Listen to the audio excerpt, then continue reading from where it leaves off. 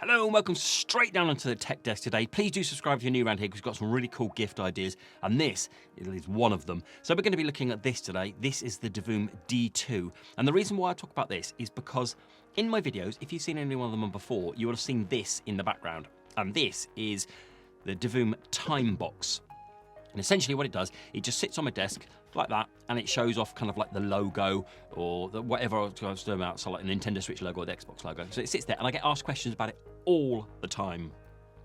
But believe it or not, that's not actually my main piece. The main piece that sits on my desk is this one. This one I just use for kind of filming, and then this one I use all of my time, and I think it's well worth doing a video on because it is absolutely fantastic. And if you're thinking about an idea for Christmas, get one of these bad boys for any kind of gamer or anyone who sits at a desk, because this is phenomenal. So what we're going to do is we're going to talk about it, and I want to talk about the speaker mainly. We're going to talk about the buttons and the kind of like the games that you can play on it. So first up, when you get the box, you get it in this nice cool bag, and then it comes in with this box. So that is sat in there like that. And when they get it out, really nice first impressions. Lovely. And inside you get a very limited instruction manual, and you also get some pixel art stickers, and you also get a USB Type-C. I keep these for best because I've already got one plugged in over there. Once you get it out of the box, it is a fantastic piece. So essentially it's a speaker on the top, a screen there, and then some buttons here and a joystick that you can control. And you can use the app as well, which we'll talk about later. So it is entirely plastic, but it's a bit of a fingerprint magnet. You won't scratch it, but look, you can really get it mucky in the fingerprint, so you do have to keep it clean. And over on this side, we have a slot for a micro SD. There's the on-off and the USB, and there's also some other functions for these buttons as well. As we said, it's USB Type-C. It takes 4 hours to charge this from flat, and it does last ages. But if you're going to be using it for music and constantly music, you're going to get around 8 hours worth of play out of this. Okay, so if you don't have the music and just have it kind of like on the visuals, you're going to get far longer.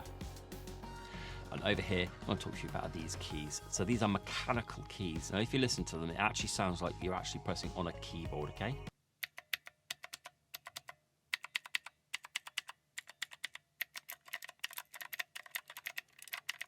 Really satisfying. And then this joystick here just pulls forward. It doesn't go that way, it just comes this way. Just going to quickly run through what they do. So M is menu, just so you can have the menu, and if you hold it down, the lights on the keys disappear, so you can have that on if you wanted to save a little bit of battery. And then we have the plus and the minus, so that's your volume up and your volume down. This one over here, this sun one, this just flicks through your visuals. And then if I do menu, and this is kind of your left and your right, all your settings, and then when you're playing the games, and this is kind of like select. Okay, so I want to go games and then hit select, and I want to play that one, start. And if we spin it over, on the bottom, 4 rubber feet that really help it stick to the desk. So the screen itself is 7 centimeters by 7 centimeters, and it's really good quality, nice and bright and clear.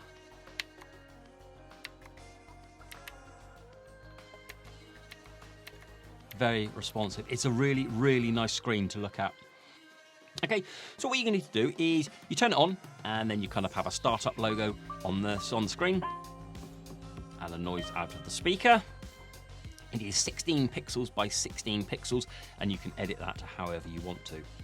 You can change it by doing lots of things on the keyboard, but the best thing to do is get the app. So the app is on iOS and Android as well, and all you do is you click on the Divoom, and it will connect to the last thing that's connected. Okay, so at the moment it's got connected to my light box, so this is this one. If I turn this off, it will disconnect it. Okay, just disconnected. And then we've got the Divoom DITOO here. If I tap that, it will connect to this, which is done. So now we're connected to this, and this is where we can run through all of the functions for the DITOO here. Down the bottom you have Discover, Channel, Box, Message, and Me. I never really use Message. That's not for me. That's for when you're kind of like wanting to communicate with other users. If you can hit on Me, you can hit on the device settings here, and you can change the device settings. So the startup logo, the sound, the brightness. So you just knock the brightness down if you want to. Ping it up. Bluetooth auto remote power on, etc, etc.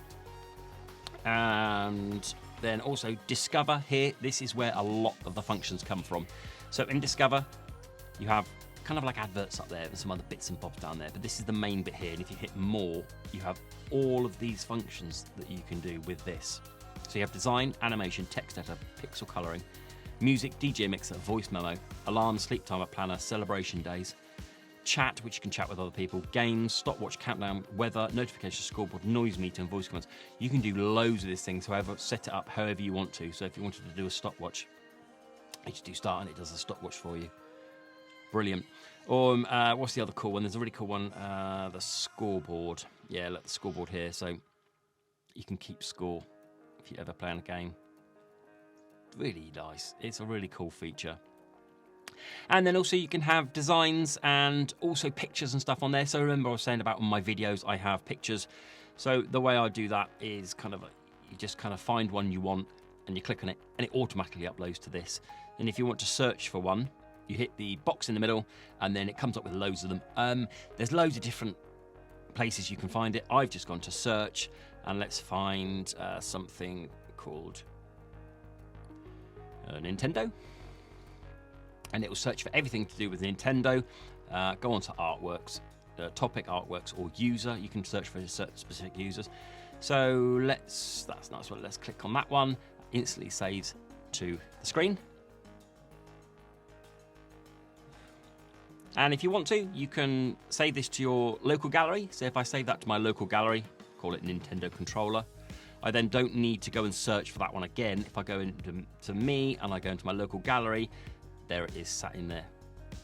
Okay, so there's some really cool stuff you can do with this. Loads and loads of functions. If you go to channel here, what you can also do is you can set it up to show whatever you want. You can have it looping on the weather, temperature, date, and then image as well. And here is where you can change the style of the clock. So let's have it on that clock. You can change the brightness of it as well, and you can change the color of it. And you can change the lighting as well if you want to. The cloud, I don't really use the cloud channel because that's for other things. Visualizer, let's choose one for visualize, choose that one. And then you can add one if you want to from the user, so you can search for whatever you want to do, whether it be Nintendo or whatever. And then custom here is where you can add different things and it will rotate through the different pieces that you've uploaded, such as an image, maybe temperature, weather, whatever you want to do. There's loads to do in the app. I could make a whole video on just the things on here. I'll leave links to the website where you can go and have a look at all the different functions and that lot that will go through it all.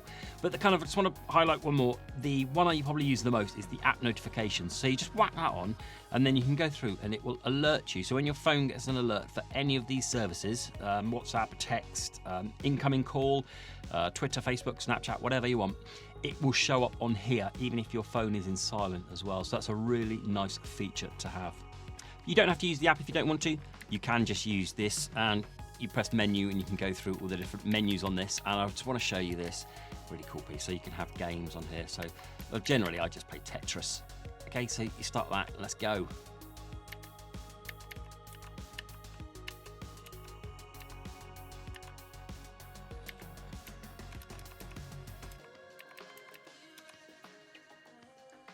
Fantastic.